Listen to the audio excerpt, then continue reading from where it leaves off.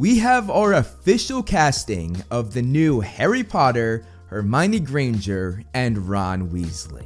We've gotten a lot of other castings, but obviously this is the big one that we were waiting for, the three main characters. I was taking some time off because I just had a baby, but I was able to put him to sleep so I could record this. And honestly, I felt like I really had to jump on and look at this, not just for you guys, but also for me. Like, I am so excited, and yeah, let's go over it. By the way, I'm probably going to be back full time in like a week. I said I would take 3 weeks off, and it's almost been 4 weeks, so I think it's time. Oh, my father will hear about this. So I want to start by saying I want no hate to these kids, no matter how you feel about this casting. They are kids who just landed the role of a lifetime. This is probably the greatest achievement they've ever had in their acting career. There's a reason why the original Harry Potter / HBO Instagram page turned off comments, and even Discussing Film, who does all sorts of news on Twitter, turned off their comments as well, which I'm not going to turn my comments off, but I'm just going to say, please be kind.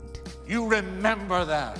So we'll just go over this article really fast because it has the picture and also the quote that I want to go over. So the showrunner Francesca Gardner and executive producer and director Mark Mylod in a statement said, after an extraordinary search led by casting directors Lucy Bevan and Emily Brockman, we are delighted to announce we have found our Harry, Ron, and Hermione. They continued, the talent of these three actors is wonderful to behold, and we cannot wait for the world to witness their magic together on screen. We would like to thank all of the tens of thousands of children who auditioned. It's been a real pleasure to discover the plethora of young talent out there. So yeah, that's the big quote. And in this article, you can also see that it says they auditioned over 30,000 actors, which is insane. So going over the three kids, I did a little bit of research before hopping on and kind of went over what their careers were so far. We'll start with Dominic McLaughlin, who was playing Harry Potter. If you look at his IMDb page, you can see he has one credit playing Oliver Gregory in the movie Grow. And there's not much information about this, not even a picture, but it does have some big time actors and actresses listed. Like we have Queen Charlotte from Bridgerton, if you've seen that.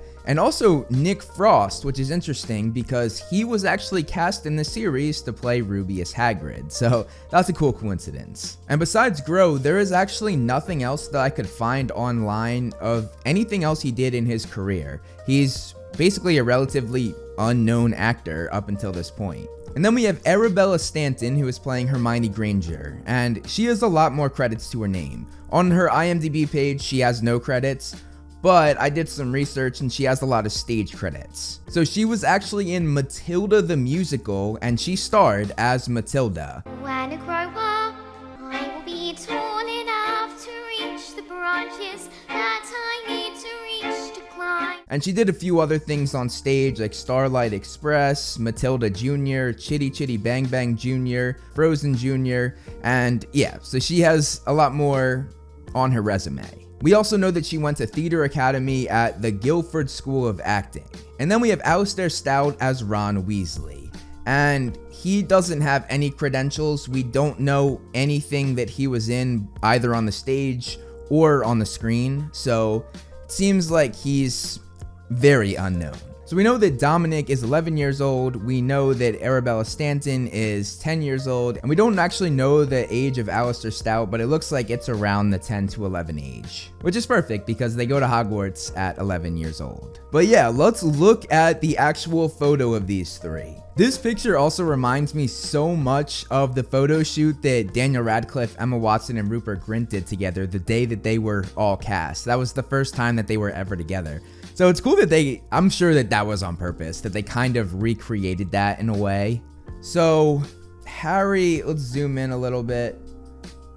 It looks like he has blue eyes, and it looks like he's also wearing a Weasley sweater with no letter on it, which, fun fact, is actually accurate to the book. They didn't have the letters on it in the novel. That was just something that the films added. But yeah, man, he looks like Harry, which I love to see. And honestly, he looks a lot like Daniel Radcliffe. I saw some edits where if you zoom in, he actually had green eyes, but that's fake. He has blue eyes. And then looking at Arabella Stanton, she looks a lot like Hermione. And I feel weird, like, looking at and describing an 11-year-old girl's features, but she does have frizzy hair and she does have rather larger teeth. She looks like Hermione, which is amazing. And then looking at Alistair Stout, he has red hair. I was very nervous that they were going to make him not a ginger, so I'm very pleased with that. And honestly, he has the freckles that Rupert Grint did not have. There was actually a clip of Rupert Grint where he was like, yeah, I don't really look like Ron other than the red hair. He was tall, thin and gangling, with freckles, big hands and feet, and a long nose. That doesn't really describe me at all, really. Especially the tall part. I'm ginger, that's the main thing. But Stout, he has the freckles, he has the red hair, so that's super exciting.